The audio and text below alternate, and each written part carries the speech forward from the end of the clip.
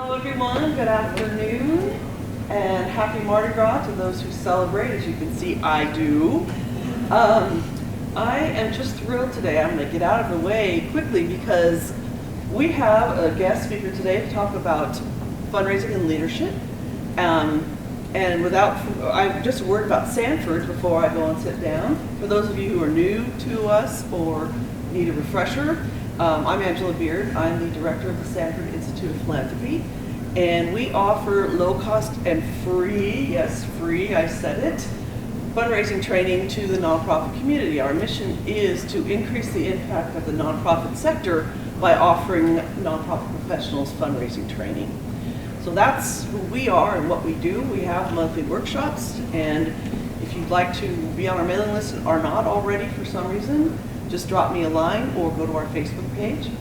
I'm really going to get out of the way, like I said, and introduce Dr. Viviane Lopuch of Seattle University and VLS Consulting, who will tell us about herself and then launch into a great discussion about leadership and fundraising. So without further ado, Dr. Lopuch. Great. Hi everybody, thank you for coming today and thank you for having me. As Angela stated, my name is Viviane Lopuch, and let me just give you a little bit. What I want to do, I don't want to stand in front of this thing. Okay, what I want to do is make sure that everybody understands that what I'm here to talk about today is leadership skills. Leadership skills for fundraisers, right? Effective fundraisers, okay? So let me just start a little bit by kind of adding on a little bit to the introduction that Angela gave me. But first I want to tell you what's going to happen today. The agenda for today is really, I'm going to take you through a brief bio of me, really brief. We're going to talk about what I understand is the characteristics of effective fundraisers, okay? And this is based on some research and other things from philanthropy journals, etc. We'll talk a little bit about just basic leadership core skills that whatever profession you're in, okay? We're going to have an opportunity to recap and maybe answer any questions that anyone might have. And then we'll talk about next steps. And what I mean is what you think about doing beyond today's session. Because it's not just about learning.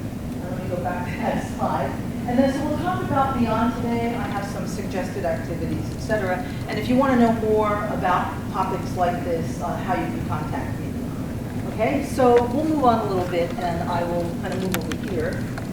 Can you see a little bit? Okay, oh, I'll stand in the middle. That's what I'll do. Okay, so again, as Angela said, I'm Dr. Viviane Lopuch. But let me tell you, first and foremost, really what I love, what my passion really is I work as an executive and leadership coach. And I do that in conjunction with my present work as well. But what I'm really interested in doing and what I found is that many people want to improve their leadership skills. It doesn't matter whether you're a new executive, aspiring executive, or someone who's been a manager for a long time. We all want to improve our leadership and communication skills. So that's what I love to do, is help people develop and grow in that area, right? And then in my day job, I guess if you will, is I do teach at Seattle University. I'm the director of an Organizational Leadership bachelor's degree program there, and I also serve as faculty. So the main things I do are in this area: leadership development, communication skills development, etc., and really helping people understand a little bit about organizational context and how we all kind of fit within that, and we make sense of that, and we navigate through that.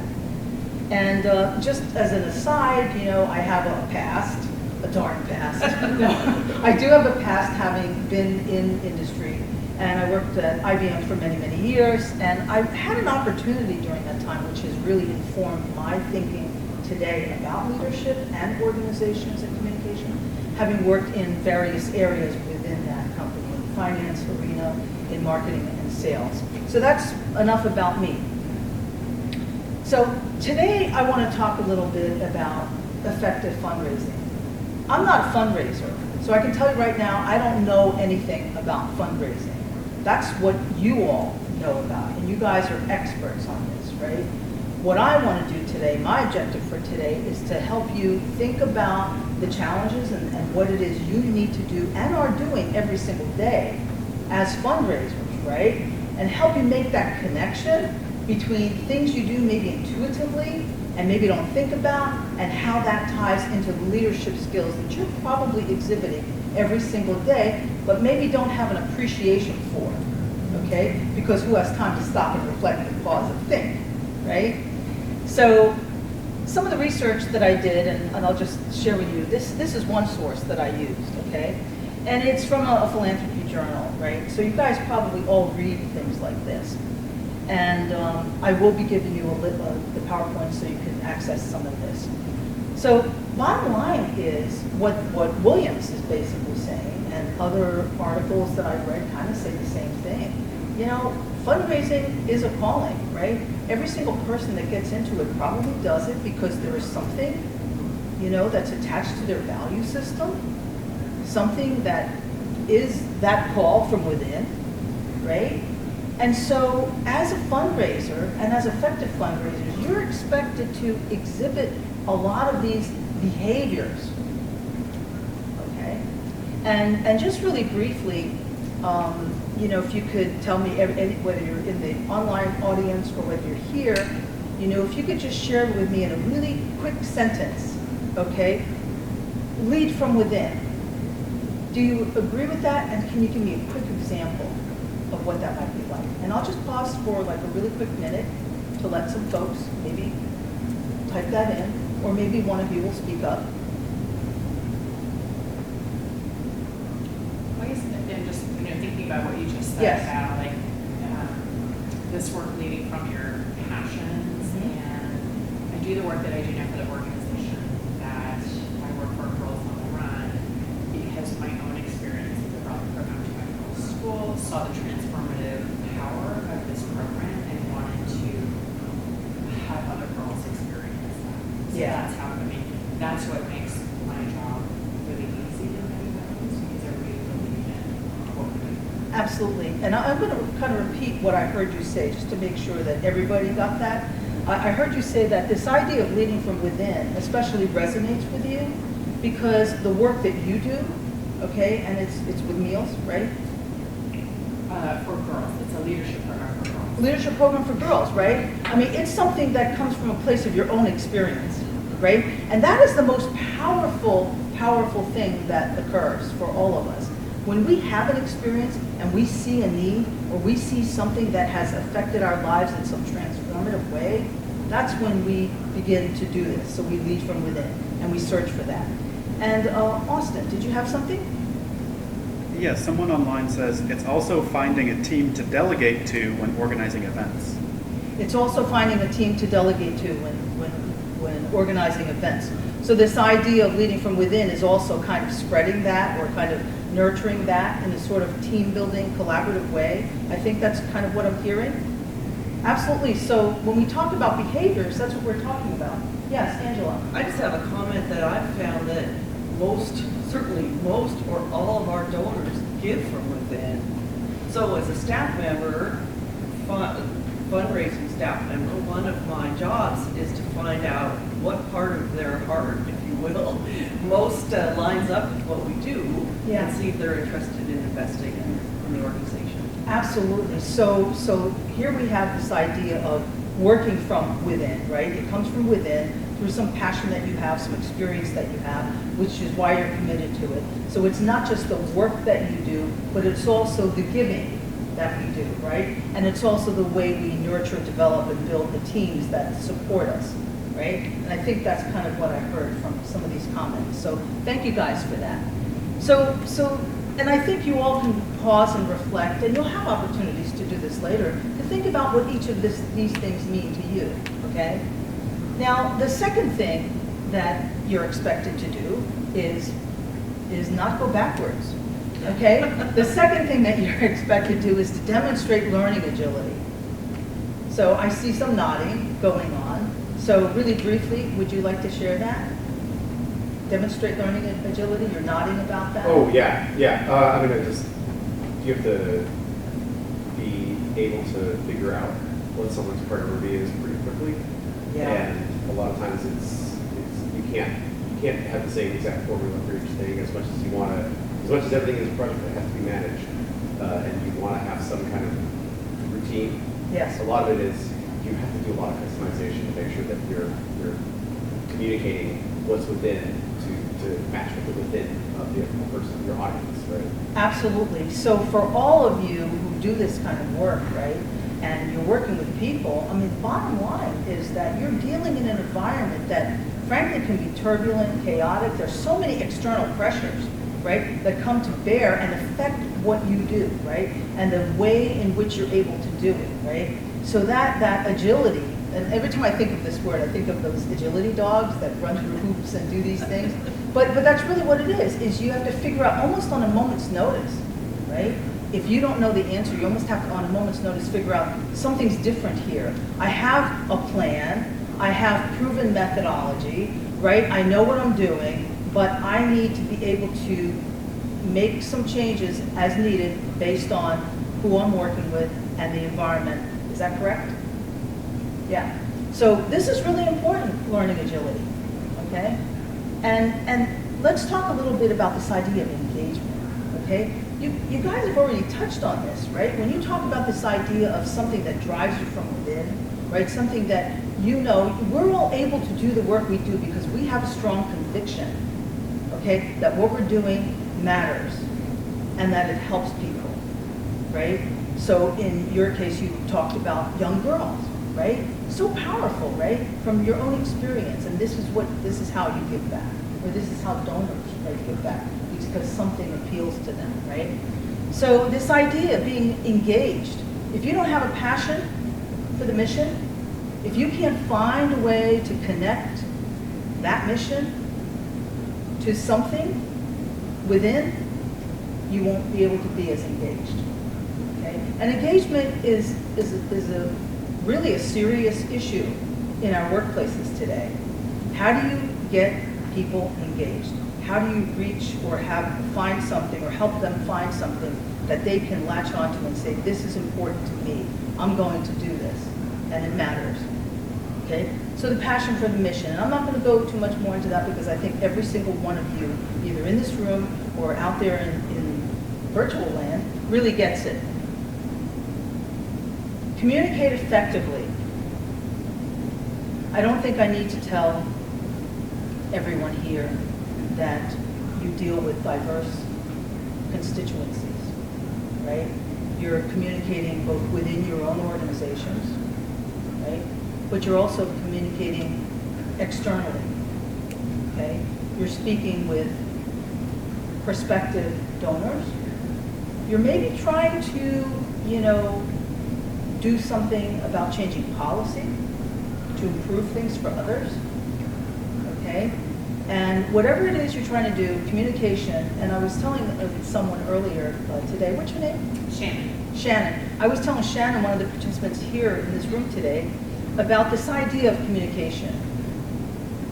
My belief is that communication is the underpinning of all of our relationships. And unless we can find ways to communicate more effectively, then we are not going to be as successful in the relationships that we have. And relationships, I was reading an article in the Philanthropy magazine article, where it really talked about this idea of fundraisers. Fundraisers are not just looking for donors. Fundraisers are creating relationships. And every single thing you do, every single day, is about that relationship. Because it's when you establish that relationship and you do all of the things that are communicating, building the trust, that's when and they're connected to your passion and their passion and the mission and vision of what you're doing. If you can articulate all of those things, and if you can communicate not just through words, but through actions, and through all of the nonverbals that kind of go into the way we communicate with each other, if we can do that, right, we can more effectively communicate what it is that's needed to get people to come to the same agreement, the same page, the same understanding. Does that make sense? Okay, excellent. And we'll talk a little bit more about some of these things. Embody self-awareness, okay? And so this idea of self-awareness is, and I just realized something. I just realized that I'm going to talk a little bit more about these on the later charts, okay? So you get a chance to hear a little bit more and dig a little deeper. But embody self-awareness. How many of us have heard that by show of hands or just typing yes into your computer? How many of us have heard the term emotional intelligence? Right? I think it's safe to say that just about everybody has heard this in some way, shape, or form. And we hear about it all the time. Yeah, we need to be more emotionally intelligent. We need more emotionally intelligent leaders, right? We kind of have a sense of what that means, right? But I'll talk a little bit more about that. So as you can see, as a calling, fundraisers, these are the things you're expected to do. Now, obviously, you're expected to do a lot of other things, right, that I haven't covered here, but I'm not the expert on those, okay? So we can just talk about some of these things that you do every single day, that maybe you don't even appreciate what you do every day, or maybe you haven't had a chance to think about, this is a talent or skill that I have, but I'd like to improve on that. Let me see how I can do that, okay? And that's what I want to cover. And again, the source. So, how does this relate to leadership? Well, I just went through a bunch of things, right? Self-awareness, communication, some of these other things, but they all relate to these kinds of things. According to the Center for Creative Leadership, okay, and they do a lot of research on leadership, they do a lot of leadership seminars, and it's very much a research organization. There's 4 fundamental core leadership skills, and as you can see, this says for every career. This isn't just for effective fundraising. This is for effective digital marketers or effective anybody, right? If you want to be more effective at what you do, okay, these are 4 core leadership skills that, frankly, you probably possess in one way or another. Maybe you can improve. We just talked about self-awareness. Okay, we just talked about so self-awareness, understanding your behavior's impact on organizational outcomes. I think you can all relate to that. How do your behaviors, and you can think about this on your own, how do your behaviors affect the outcomes of the organization for which you work? Okay, and how can you improve that? Communication. So much of what you do, right, is about communicating the goals for your organization or your strategy, right? Or who you're raising money for, right? But you can't do that unless you inspire trust. So communication is key, like I mentioned earlier. Influence.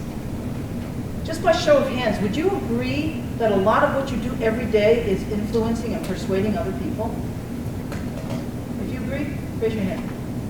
Okay, great, we got a unanimous, and I'm sure many people out there are also raising their hands. Okay? But Can I comment on that? Sure, absolutely. To you and the room? Yes. I agree that we influence people every day, but, well, what am I trying to say here? Persuading kind of smacks a little bit to me of looking for a check as opposed to looking for a relationship. What are your thoughts on that? Or I love that you brought that up. well, we're not supposed to be transactional. We're supposed to be looking for and I always keep this in mind, for the relationship. And if it's not going to work, we bless and release. We don't try to, get them at all costs, right? So when I see that, I agree and I question too. So, but that's my thoughts. What do y'all So, think? yeah, I heard what you're saying. I guess I tend to think of this work more as like bringing people along and inviting them into our mission. And they choose it or they don't choose it. Yeah. But I kind of showed like providing them with places to plug in ways that are meaningful to them. Okay. Which kind of comes back to that like awareness and more engagability, like figuring out where people are and meeting them where they are. Yeah. We certainly do promote and delegate. I mean, Janice can tell you, especially executive directors, but talent directors too, are out there all the time promoting their organization and their mission. And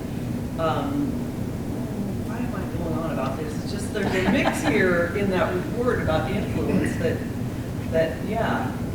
Yeah, I think I'm done. I think the reason why you brought it up is because persuasion has a word.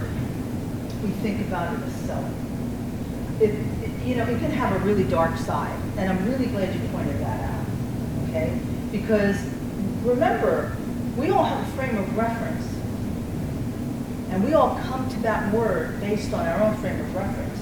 If we have a belief system, for whatever reason, based on our own experiences, that persuasion is bad, that's how we're going to feel about that word, okay?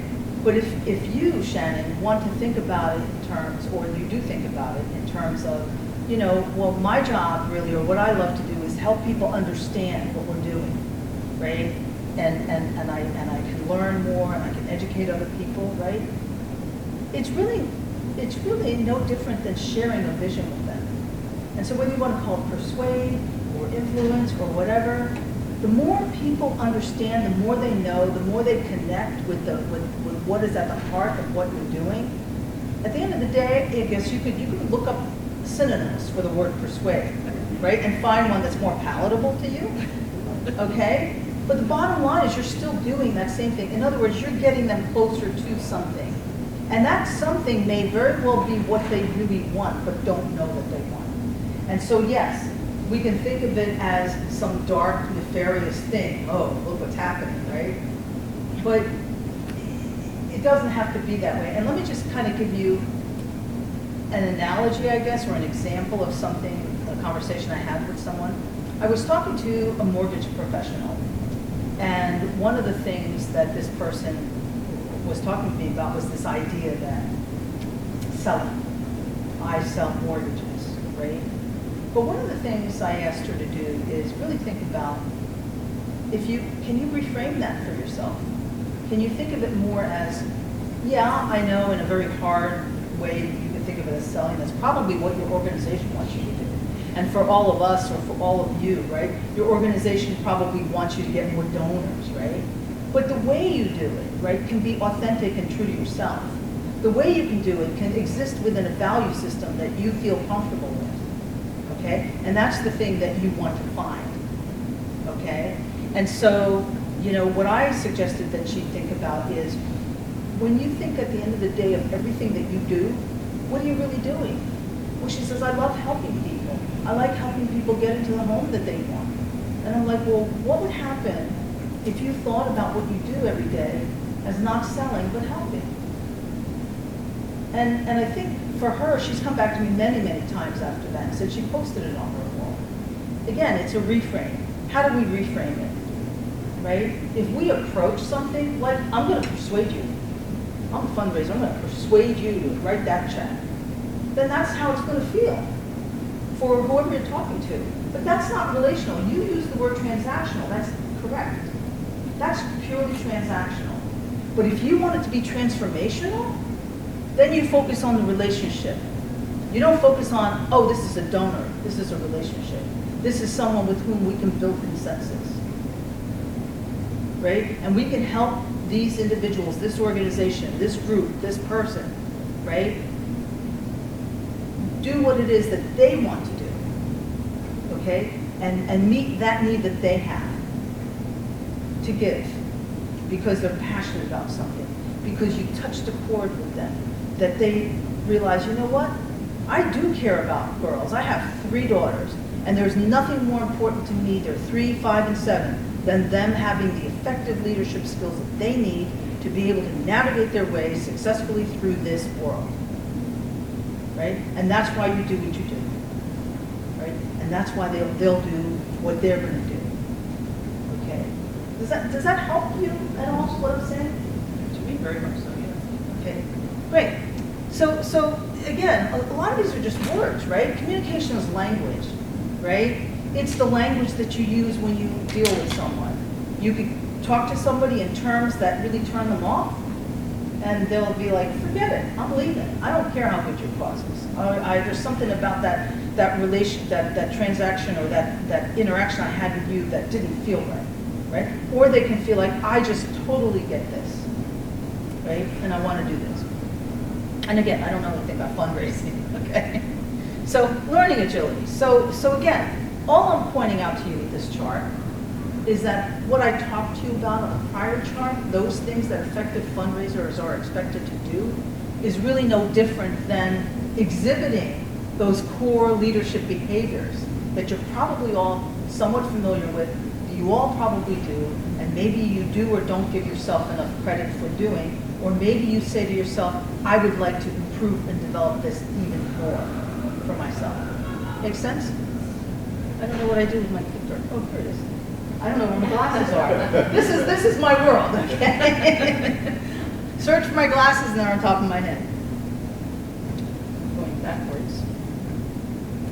Okay, so let's talk about self-awareness just a little bit more, okay? So now here's some dimensions that I didn't talk about earlier, okay? Well, according to the Center for Creative Leadership, okay, there's these things, these four characteristics of self-awareness, okay?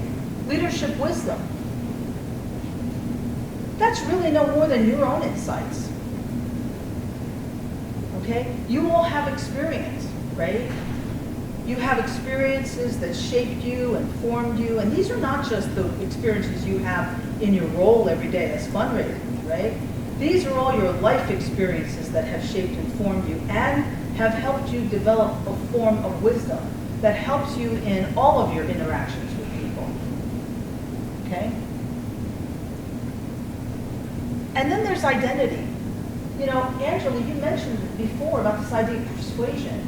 That kind of feels, and I'm paraphrasing, that kind of feels icky, right? I don't want to be this person that just persuades people. There's the dark side, that's nefarious, right? Well, really what this is not just, I have a problem, I can't be trusted to operate the clicker.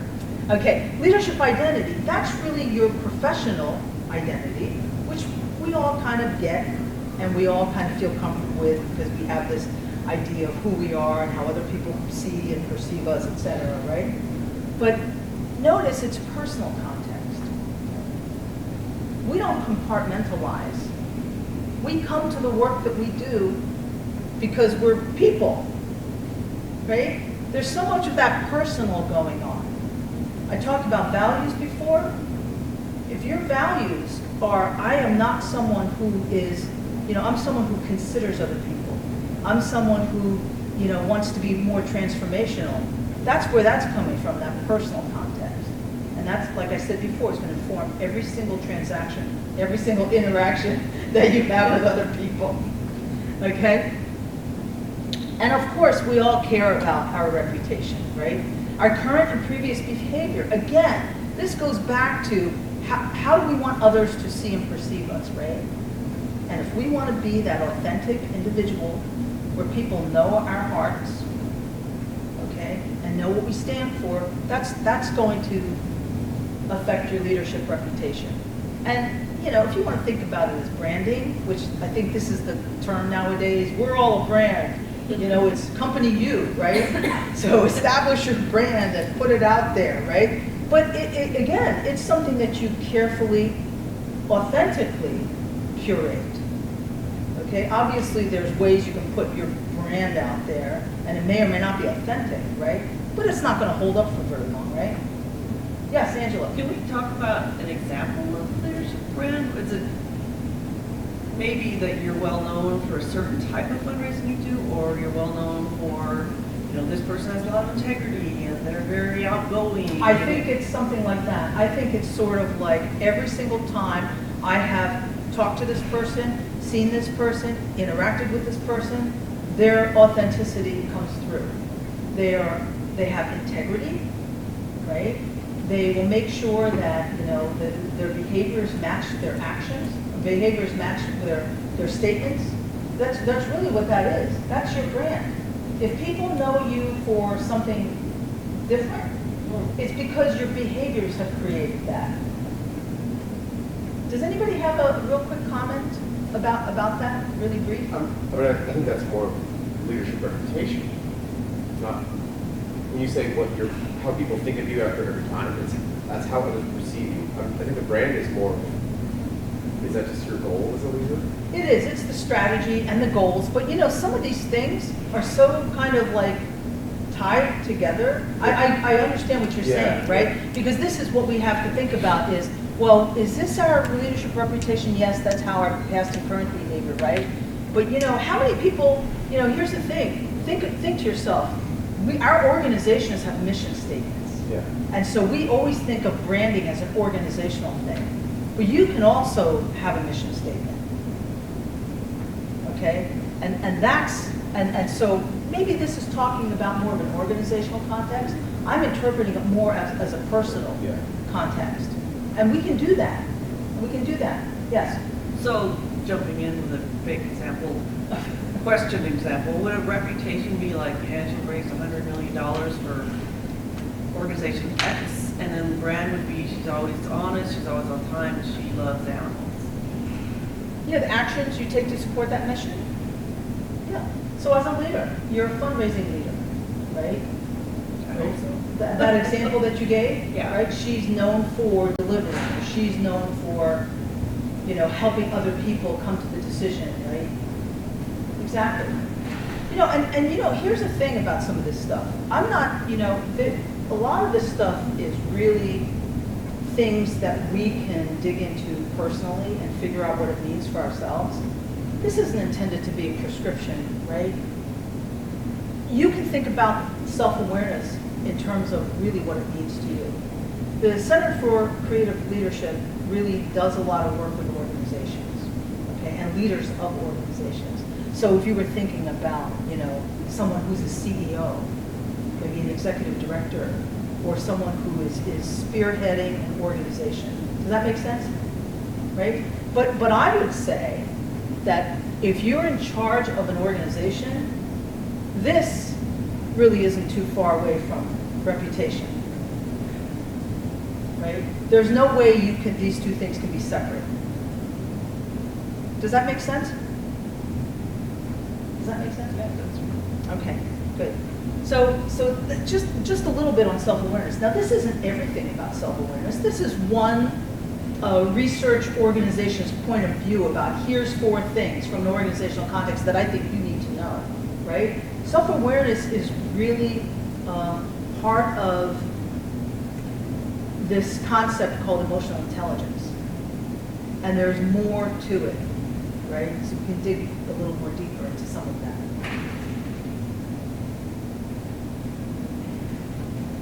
Communication.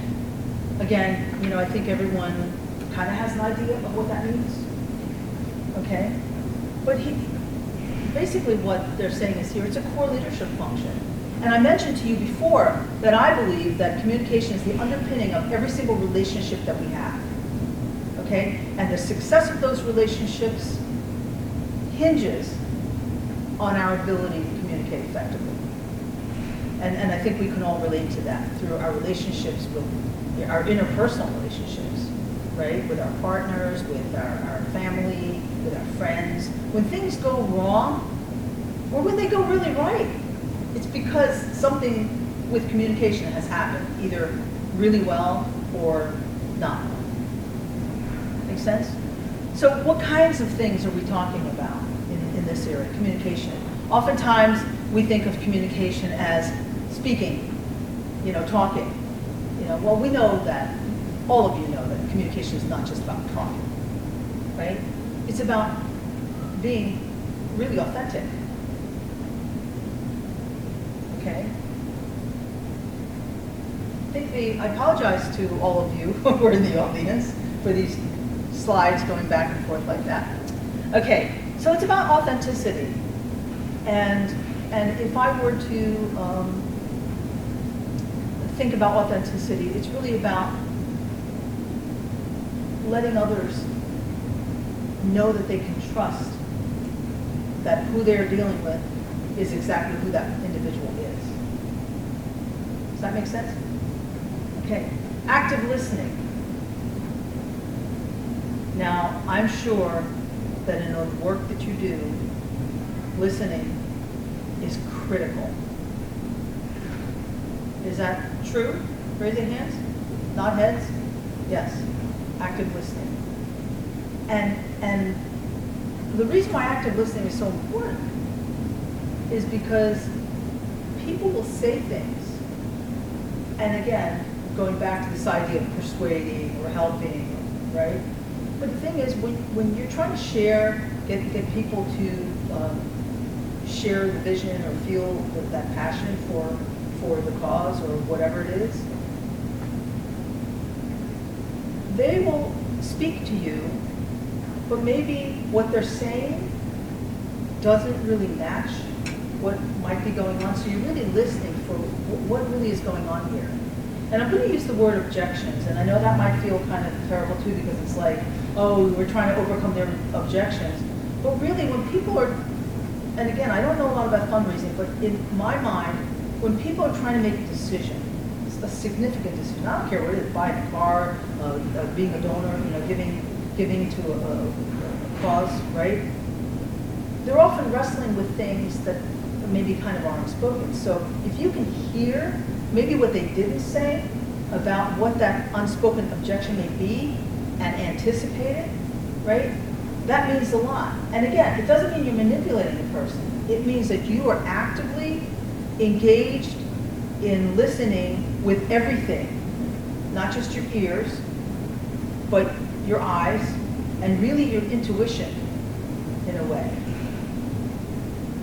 And I think it's safe to say that every single one of you, either here or not in the room, out on the ether land, it has some idea of what that's like. How many times have you been in a situation where you're like, I had this conversation, but I knew that there was more going on. This person needed more information. So this goes back to that education. How can you help educate someone so that they understand a little bit better, and they're getting the information that they need to make a decision? Make sense? Building trust. That's all part of building trust. This authenticity, this act of listening, yeah, you're going to build trust. If a person knows that you are actively listening to them, yes. And trust is, I'm sure you guys have all had opportunity to read articles about trust and why trust is so important, and you need to trust the people you work with, you need to trust your supervisors, but the people that we interact with, okay, the people that we work with, they need to trust us. And again, that goes back to the prior chart. It's talking about reputation. What's your reputation? Are you someone who does what they say they're going to do? And for many of you, I am sure that a lot of this, what you do every day, it's all about that mission. It's all about strategy. How effectively do you communicate that? If people don't understand what you do, they're not going to buy into it. They're not going to feel compelled to want to help.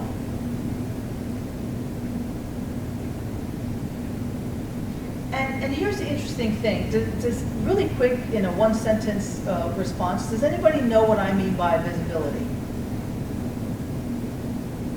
No? No? No? Sort of? Somewhat? Okay. How about online? Do we have anybody who has an idea of what I mean by visibility in relationship to communication? And I'll just wait just a little bit.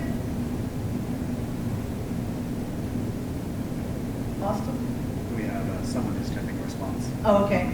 All right. So just while someone is typing a response, just kind of ponder that a little bit, all of you, whether you're here or whether you're online. Just ponder that. Because I am anxious to get somebody's thinking on this.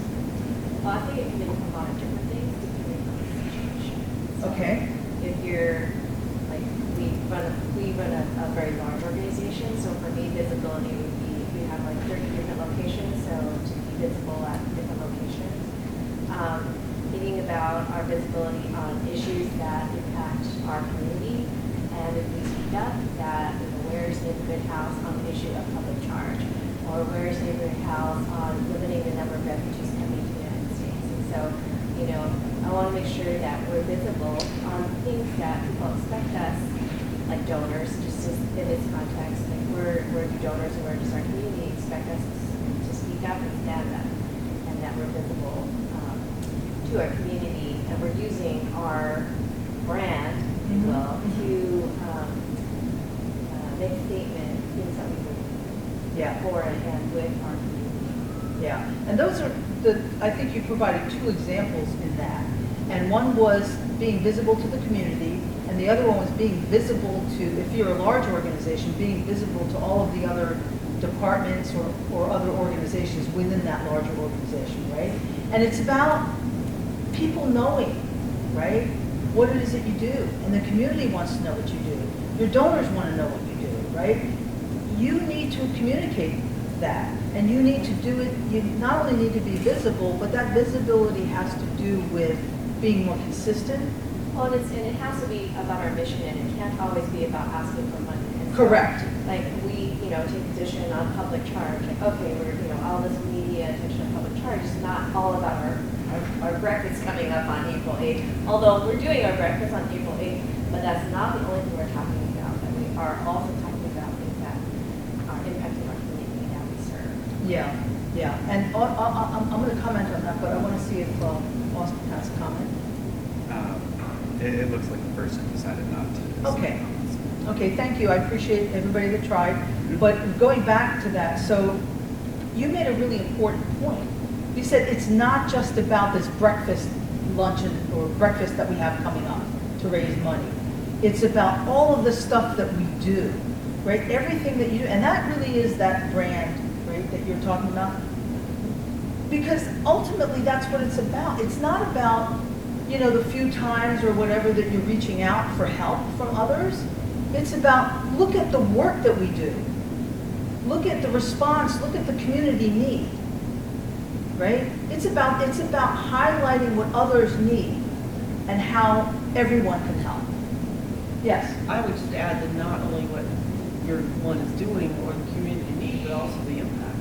Yes. Here's the impact want of, to- yeah. So it's about when people do give, here's what we're able to do because of that, because of you, because of all of you who have given, right? So it's reach, right? It's programs, it's success stories, it's people who are able to now do something they never could have done, right? So that's totally it. Thank you for that, for the response. I really appreciate it. That was a good one. So visibility. So it's about communication. Yes. Well, I was thinking of this more as a leadership, as an individual. So not just that I am visible out of these places, but that these other qualities are visible to other people. Because I think authenticity, active listening, building trust, at least those three, you would hope that every individual has that, whether they're a leader, whether someone loves to follow, or in any of these settings. The difference is that there are plenty of folks who are authentic and who are great listeners and build trust really well, and they're not in a leadership position. They don't want to be, so they don't care if people know that they are or not authentic, or if they are or are not active listeners. I think part of it, as a leader, you want to make sure that your authenticity is seen, right? Not just that your organization is visible, but you are, so people know they go to you to be listened, to be heard. Yes. People know that they have trust with you because you exhibit, you inspire those kinds of things through your just personal leadership. Yeah. I think those things are in service to the greater visibility of your organization for a leader, but like, if you are not able to show folks that you're authentic, people see through it right away, especially as a fundraiser. Absolutely. So how visible is that stuff? Yeah. And can I get your name again? James. James. So the comment that James made was really about this idea that, while a lot of these things are things we think about in terms of the organization, organization context, you're talking about the very individual context, right, of what people do, right? And so you do want people, like you said, you may or may not want people to know that, right? Well, I'm saying someone who is not a leader probably doesn't have a huge stake in whether or not you think they're authentic or not, because they have a role they're playing and they're happy with it and maybe it's moving the mission forward. Yeah. But someone who's a leader, you have to be worrying about how you are perceived, right? Correct. That leadership reputation, the visibility of those four buttons in the middle of this communication thing. I mean, those are things that, as a leader, you have to make sure that those things are on your sleeve. Otherwise, you're not going to inspire the kind of trust and support. You're not going to be able to persuade anyone to do anything if they don't see you as an authentic person. Correct. Here's that. And so James has pointed out the importance of these things for leaders who are more visible, right? But when it comes to the personal context, I think you said some people may or may not, it may not matter to them as much if someone sees them as authentic or that they're active listeners and stuff. And I agree with you that for many of us, we kind of feel that way. But I would like to kind of maybe push a little and suggest that maybe for all of us, when we begin to think of ourselves as leaders, it doesn't matter if we're in a formal role. And that's really what this discussion is really all about. You may not be in a named formal role as a leader, but it doesn't mean that you're not a leader, okay? You have the capability for others to see you as a leader. And the way others do that is through some of these things. Now, you can be a little more, you know, kind of low-key about it. I get that. But the more we in organizations, and some of the material that I read, and I think the first chart said, bottom line is fundraisers are leaders, right? And they need to be leaders, right? So even if you're part of a large group and you're just one individual, I would say don't step back and say, oh, I'm not a leader. And I'm not saying you said that. I'm just saying that we want to think of everything that we do, and not just about how, because ultimately it does affect the organization overall, but it really affects us, right, to be more powerful. And I think what I would love for everyone to leave with today is this idea that, you know, you're here listening to a talk about effective leadership for fundraisers. So don't discount the power of what you can do, okay? Don't discount the fact that every single one of you has and probably is exhibiting these capabilities. But until we believe that we're leaders, we may not be doing it as powerfully as we can. And it has nothing to do with, you know, leading groups of people or being a manager or a supervisor. It's that self-leadership. So does that make sense, what I'm saying? Okay, and that's really what I want for everyone to kind of come away with, understanding about themselves. So the other thing we talked about is, and this chart I got from philanthropy, a philanthropy article. Okay, that word. So bottom line is the 6 leadership value propositions for fundraising professionals, okay? And I have all the citations for this at the back of the presentation. But really, I wanted to point out that influence, right? All of this is influence, right? So if you're thinking about, you can look at this chart in more detail, but it's talking about things like you're a steward of resources, right? Okay? And it says that you're an expert at fundraising. But you're a facilitator of values, and it talks a little bit about how you communicate. And you're a catalyst of change, right? You really have an impact, right? So there's 2 others. You're an advocate for philanthropy, okay? And you're really the conscience of the mission, okay? So there's an ethical component here, okay? So this is from an article that talks about, you know, for fundraising professionals, here are 6 leadership value propositions.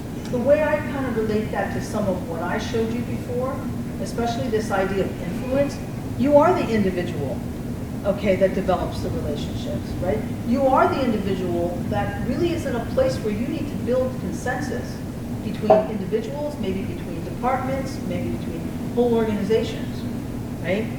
And you're that voice, right? It's something you believe in, you're passionate about, you're the voice. You're the voice for the cause.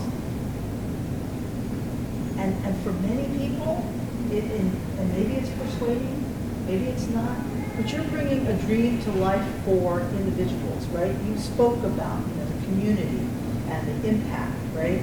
So you're bringing some dream to life, okay, through the work that you do, okay? And if it's tied into some dream that you have, all better, right? And so the next thing I want to talk about is this idea of being emotionally intelligent. When you do all of this, when you have influence on other people, persuade, influence, whatever, right? You do that because you're exhibiting behaviors or characteristics of emotional intelligence. I asked you before how many people have heard that term, and everybody said that they have, right? In some way, shape, or form. So, and you'll be able to look at this chart a little closer when you get the handouts, okay? Everybody okay if I move on? Okay, everybody okay if I move on? Okay. All right. So finally, talking about this idea of learning agility. Okay, I think we all agree that you are in an environment where things change all the time. And James, I think you even said it, right? You have to sometimes think like, oh my goodness, I have a methodology, I know what I'm doing, but in this one moment, I have to do something different. That's learning agility. So how do you continue to learn, continue to grow, as leaders, as fundraising professionals, how do you continue to do that so that when you need it, you have something to draw upon, okay? And so here's what Korn Ferry says, right? HR, big HR firm, right? What they say is learning agility is knowing what to do when you don't know what to do. And every single one of you has been in that instance, like, oh my goodness, you're laughing, and it's true, you're smiling, right? Because we can all relate, and I'm sure every single one of you can relate to this, is you walk in, you're talking to someone, you're in an organization, you're talking to a group, and something happens and you're like, I don't know what to do, but you figure it out. That's learning agility, okay? You can deliver results in challenging first-time situations. I can't imagine any more a job or a role or a vocation where you need to do that more than what you guys do. Okay?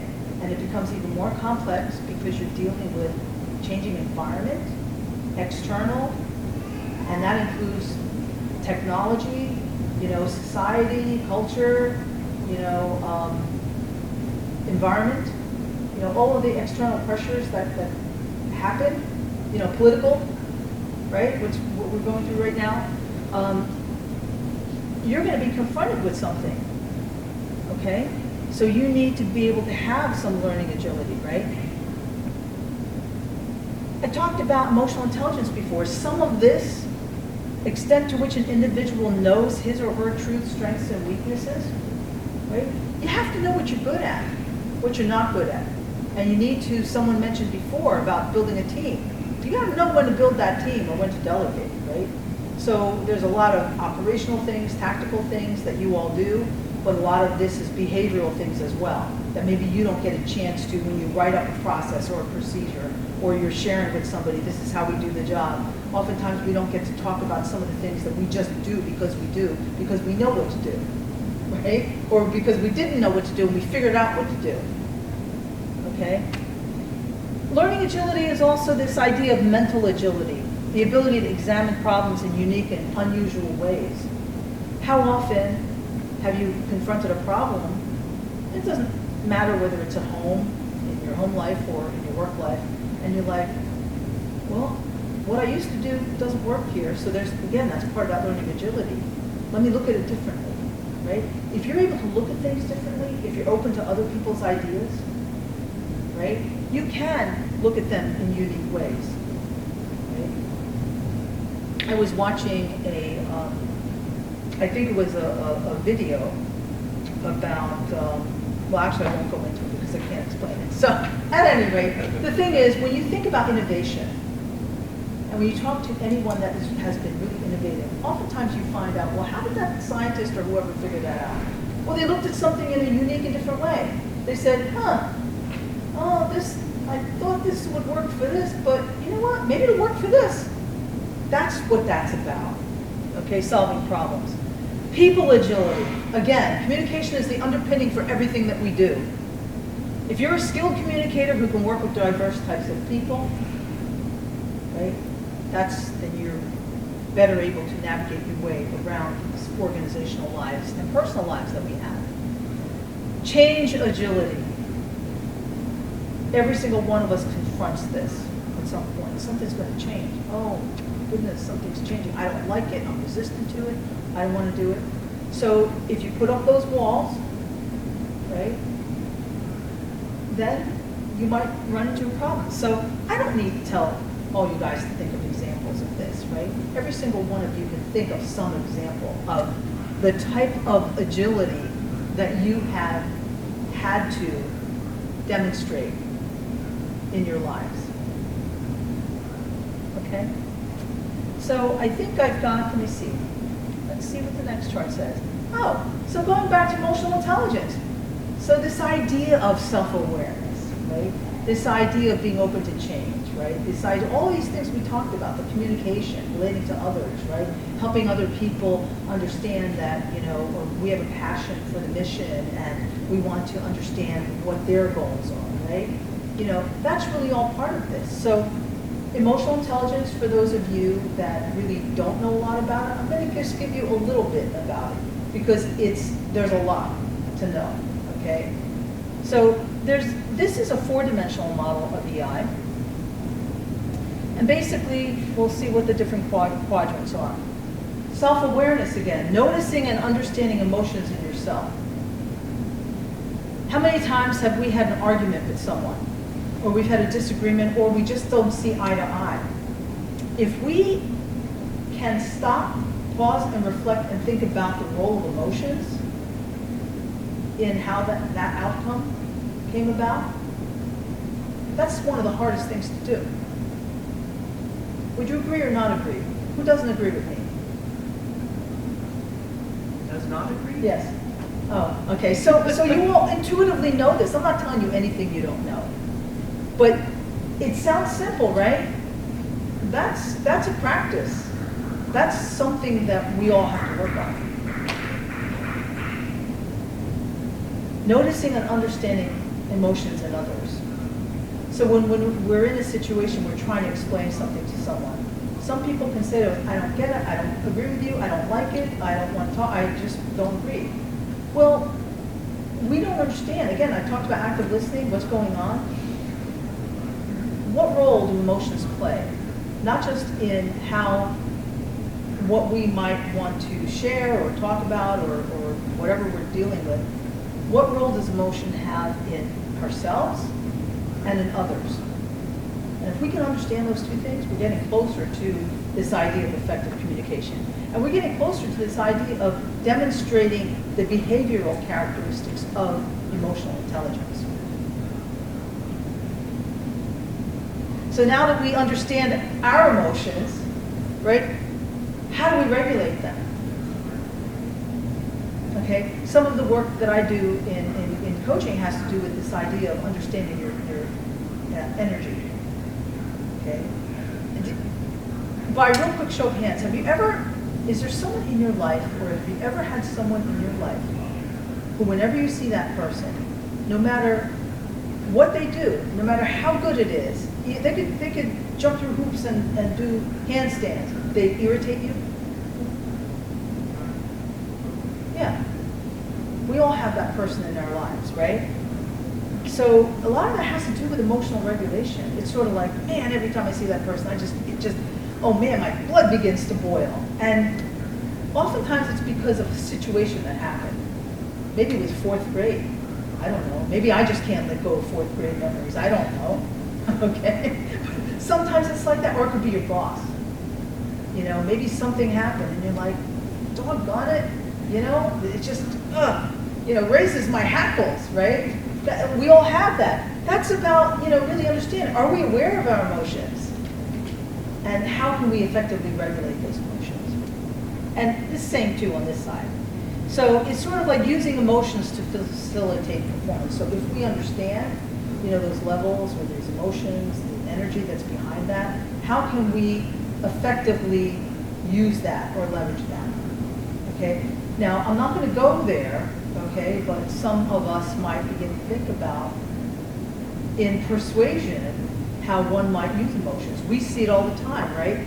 This is how people sell to us. This is how people market to us, okay? And there's more work that we can do there. So I'm just about concluding. So again, I'm going to give you some places where you can go to learn more about some of this stuff. So in conclusion, I guess, we talked about a bunch of different things, right? We really talked about things like self-awareness, communication, having learning agility. We talked about the characteristics of effective fundraisers and what you all need to do as leaders, right? So I guess to conclude, I would ask, for you to reflect, maybe not here, okay? But when you take this away, or when you get a chance to look at this, what did you learn? Okay? If there's one hope that I have for everyone, it's that you learned something today that's useful. And so it's not about me just telling you these things. It's about, did you learn something? Can you name one thing that you learned that you can reflect on and then apply in your own life to maybe improve either your own leadership capabilities or to improve some outcome that you're expecting and you'd like to have, okay? and then really think about it. So that would be my, if you were my students in my class, I might say, well, this might be your homework. Okay? Take a look at the slides, really reflect on the recording, go watch it again, right? You can fast forward through my boring parts, right? But then go to some of the things that are really resonant here for you, okay? And really think about what actions will you take to develop or improve one aspect of your leadership. So again, this isn't to say that you don't have leadership skills. I came here with the belief that every single person who is watching this or sitting in this room has leadership capabilities. But I also came here with the belief that you're here and you're watching this because you want to improve and become even more effective. So this is the thing you do for yourself. Think about what you learned, think about one thing that you can apply, and then what action will you take. Okay?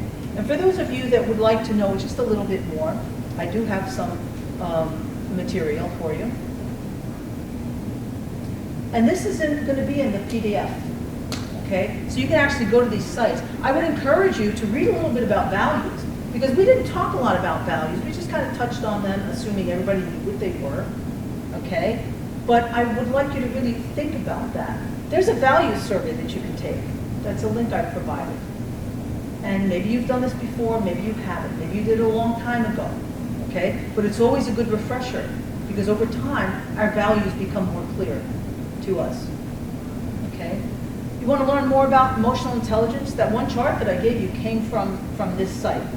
Okay? There's a wealth of information out there. So if this is something that's captivating for you, by all means, go dig a little bit more. Okay? And then, thinking about communicating more effectively. This is just a blog post where someone writes and says, here's 8 tips, right? But again, there's so much information out there, right? I haven't provided you anything that you probably couldn't have found out for yourself, right?